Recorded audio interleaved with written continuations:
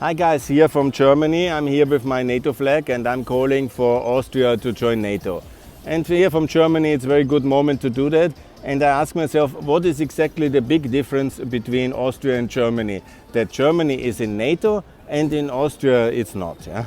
And by the way, it's not a ethnicity-based argument. Why is Hungary and Czech Republic, Slovakia, Slovenia, Croatia, Albania and all the countries, Montenegro, Macedonia, Poland, Estonia in NATO and Austria not? Are the Austrians something very special, like a special group of wise people who are for peace and then they reject aggressive NATO? And tell it then to the all other Europeans who we are in a political union with that they are the aggressive warmongers and we the Austrians are the only propaganda of peace. I mean, it's ridiculous. Yeah? We are in a political union that is very important, that's the EU, and there is everybody in NATO but Austria and Malta, Ireland and Cyprus. And the three islands have a bit of a different history. Malta doesn't have an army at all. They could be like Iceland in NATO, and Iceland also doesn't have a kind of the really serious army. And then Ireland is this problem with Northern Ireland still to be fixed. But I tell you, for sure, there will be no Northern Irish unity with Ireland and then they are leaving NATO. The Northern Irish, no. All settlements in Ireland have to go along with NATO membership of Ireland. Yeah? And here is my call now for the German political elite and German media. Please, can you please invite Austria to NATO? I know we have difficult relations and there is of course a lot of anti-German sentiments in Austria, but we claim to be your friend, your ally, your member in the EU, and we have of course a difficult relation. Yeah? But it is the truth that Austria was established to annoy Germany. Because we wanted to be in Germany in the year 1918. I'm talking about Versailles. Austria was created as the Republic of German Austria, and that was why we have Nationalrat of the Germans in Austria. This is the historic fact. Yeah? I'm not any politically incorrect person. Don't worry. I just know the history very well. Also after the Second World War in Moscow and the declaration for the independence, and by the way, Mr. van der Bellen, not for neutrality, for the resurrection of Austria, was very much about Austria being a bloc between Germany and Italy. They were the hostile powers, they were also then to be states, and Austria was to be the neutral bloc in between. That was then after 1952 when Stalin started with the neutrality debate. Yeah? But for German interest, it doesn't matter how much we pay, because with our 3 billion of defense budget we make no big difference if we pay 4 or 5 like the Swiss. Yeah? It's a more serious defense. But what is really very needed is that there is no kind of blockage in the NATO airspace and in the NATO links between Germany and Italy. That's very important. So it's in the German interest, also for moral reasons, also for solidarity reasons, but also for geographic reasons, that Austria joins NATO.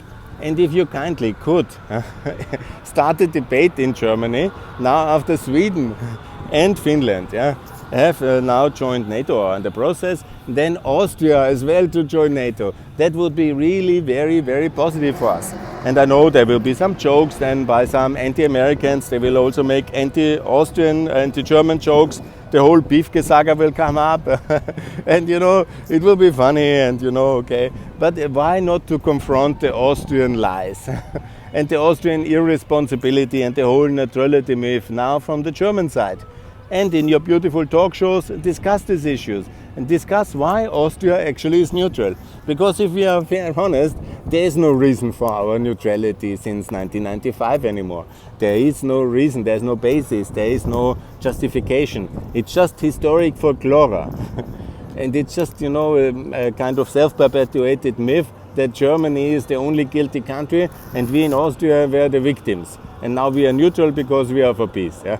And of course we have a big cover operation going on then for money laundering for Russia, because we were the one country in 1968 with starting with the Russian pipelines and then basically money laundering in Vienna, all this capital, with also money which was generated in order for the Soviet Union to buy stuff from the West. And that is the story of Vienna success, in many ways in that way. And you know that in Germany, and all these issues where this Communist Party wealth of Eastern Germany was laundered via Vienna and disappeared. And all these things are well documented. Yeah. So why Germany is not discussing Austrian NATO membership is for me a mystery.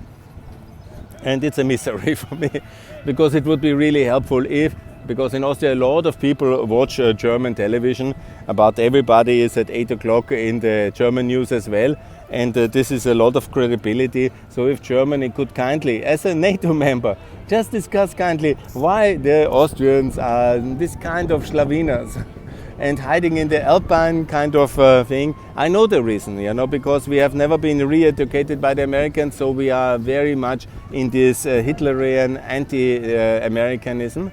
And then of course Stalin had a lot of propaganda deployed on Austria, and so we hate America in Austria. Also not me, but most of the Austrians. And then this myth of neutrality was in all the big parties, and now it's very strong, and no party is daring to really call for NATO membership. Hello, while everybody is in NATO in Europe. Just 3% of the EU Europeans are not, and that's mainly the Austrians, because I think Ireland has 5 million, Cyprus 1 million, and Malta 500,000, and they're free periphery islands. And the only main European country at the continent is Austria, which is not in NATO, and I think it should make some people think.